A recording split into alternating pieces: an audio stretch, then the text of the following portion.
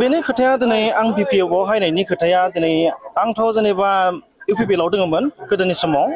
दिनैनिल' बाथ्रा नङा बियो आं इउपिपिएलआव थानाया जेनेबा हमना ला आं जेब्ला एबसुनि इउनिट एबसु जेनेबा जोंनि रौता फरेस्टआव इउनिट एबसु जागायजेनदोंमोन फसंजेनदोंमोन बै समावनो आङो बेयाव दङमोन अब्ला आं इउनिट एबसुआव मथा-मथि आं 6 बोसोर बिदि खामानि मावबाय बिनि उनाव आं बेबायदि इउनिट एबसुआव थानानै उनाव पार्टियाव आगान होबाय जिहेतु बै समाव स्टुडेन्ट इउनियनानो दिनै पार्टियाव आगान होनाय हिसाबै जोंबो आगान होफैबाय मानो होनब्ला जोंनि बे एरियानि समस्या बे एरियानि गासै जानाय जेंनाफोर बेफोरखौ सुस्रांनो थाखाय दिनै जोङो पार्टियाव ओंखारनो गोनां जाबाय आरो बै समाव जोङो बिपिएफ पार्टि दङमोन बै समाव स्टुडेन्ट इउनियननि थ्रुयै जिफोर बाथ्रा ओंखारबाय जे बिपिएफआ मोजां खामानि मावाखै बेनि थाखाय परिबर्तन नांगौ नालाय गोदान सरकार दानांगौ बिदि बाथ्रा फैनायावहा जों बयबो स्टुडेन्ट इउनियन आरो जोंनि फरायसा आफाद आरो लोगोसे बे जोंनि एरिया रौता फरेस्टनि गासै एरियानि मानसिफ्रा बै समावहा जेब्ला स्टुडेन्ट इउनियना जि बाथ्रा बुङो बेयावनो गासैबो गनायोमोन बेबायदिनो जोंहा मोनसे थांखि दङमोन जे पार्टिनि गेजेराव हाबनानै जोङो खामानि मावनानै पार्टिजों खामानि मावनानै एरियाखौ डेभेलप खालामनो हागोन माबा मोनसे खामानि मावनो हागोन जोंहा मोनसे सिमां दङमोन आरो जेब्ला जोङो बै समाव पिसिडिआर होनना बुङोमोन ना जेब्ला बे पिसिडिआरनिफ्रायनो जोङो गोबां खस्थ' खालामबोदों दिनैसिम खस्थ' खालामबोदोंमोन खोथाया जाहैबाय जोंनो मा नांगौ जोंनि समस्या जोंनि अभाब अभियोग बेखौ सुफुंनो थाखाय जोङो बेबायदि खामानियाव आरो बेबायदि एकदम गोरायैनो जोङो बाहागो लादोंमोन बै समाव जोङो पार्टिबो दावराव दावसि गावनो जों दावराव दावसि खालामबोदोंमोन नाथाय बे समनि जि दावराव दावसि खालामनायनि जि फिथाइ जों बेखौ मोनासै आरो बै समावथ' बुंदोंमोन जोंहा मा होनना बुंदों बिना गयारि बे समाव जोंनि बे एरियायाव फैदोंमोन निजरा सेन्टार जि स्कुल बे स्कुलावनो फैदोंमोन बिथाङा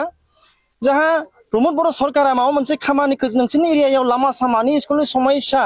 लामानि समस्या गोबां समस्या दिनै बे समस्याफोरखौ मावनानै होआब्ला आंखौ बुं बेबायदि बाथ्रा बुंदोंमोन माने परिबर्तन लाबोनानै बिथांमोना जि मोनथिदों आवगायदोंमोन परिबर्तना जायाखै नोंथांमोननि एरियायाव जायाखै दिनै जिखिनि लामा जादों बेबो जोंहा एमएलए सार सरन बर'नि दैदेननायाव आरो बिथांनि अननायावनो दिनै जिखिनि लामा ससे जाबोबाय जोबोद बाख्नायजाथाव सारखौ मानो होनोब्ला दिनै सरकार गैयाब्लाबो बिथाङा बेबायदि खामानिखौ मावबाय जोंनि लागै बेबायदि गोबां आश्रयखौ होबाय होननानै बुंनांगोन आरो दा आरो जोंनि गेजेराव जोंहा गोबां खामानि मावबावनो दोङो दिनै जों नुबाय 5 बोसोरखौ दिनै इउपिपिएलनो समखौ होबाय दिनै सम होनायाव इउपिपिएलनो 5 बोसोर सम होनायाव दिनै बिथांमोना जोंनि एरियायाव जेबो खामानि मावफैयासै मोनसे समाव आङो जेब्ला हमना ला बोसोरसेसो जाबाय नामा जोंहा डिपुटि चिफ बिथाङा जोंनि बे एरियायाव फैदोंमोन होननानैसो खोनादों खिन्थु आं बे समाव बेयाव दोङो आं निजेरावनो दोङो बिथांखौ फैदों होननाय खोनानायखाय आं फैदोंमोन जोंहा ब्लकनि प्रेसिडेन्ट सुबिन बिथाङाबो फैदोंमोन बे समाव नुबाय जिहेतु जोंनि बे रौता फरेस्ट एरियायाव इउपिपिएलनिबो पार्टिनि मानसि दङ होननानै मिन्थिखायोब्ला आरो दिनै मिन्थिखायो आरो बेनि गेजेरजोंसो दिनै सरकारखौ दादों नोंनि आंनि थाखायनि गेजेरजोंनो दादोंब्ला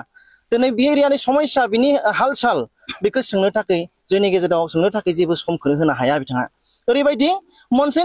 रौता नेसनेल पार्क होनजागोन आरो जेनेबा जोंनिया रौता फरेस्ट नेसनेल पार्क बिथांनि थाखाय बेबायदि जायगायाव बेरायनो फैनाय बायदि बिथाङा बेबायदिसो फैबाय आरो जोंनि महरा माबायदि जोंनि एरियायाव समस्या माबायदि जोंनो मा नांगौ अभाब अभियोग मा नांगौ बेफोरनि सोमोन्दै जेबो सोङासै आरो गारिनिफ्रायनो ओंखारा फन खालामहरनानै आंखौ बुंहरबाय ओइ नोंसोरनिथिं थांदोंमोन नायनो थांदोंमोन नायबाय मा नायखो होनना बुंहरबाय आं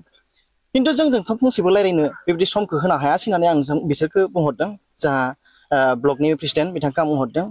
आं दिनै बेनो खोथाया जाहैबाय जे बिपिएफआव फैनायनि खोथाया दिनै जि नुबाय जोंनि समस्या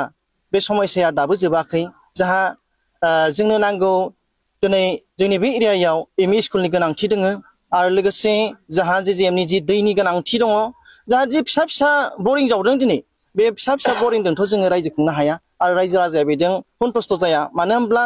हमना ला माबा मोनसे समस्या जागोन अखा बांखा हानानै माबा मोनसे सारअन्थाइ गावनानै बे मेसेना हामा जालांगोन खोब थांगोन बियो 1.5 बोसोर 2 बोसोर बारानि बारा बिनि उनाव बे समस्या जोबलांबाय आरो बे बरिंआ जालाबो बियो दा बेनिखाय बेफोरबायदिखौ जोङो लुबैयाखै जोङो बिटिसि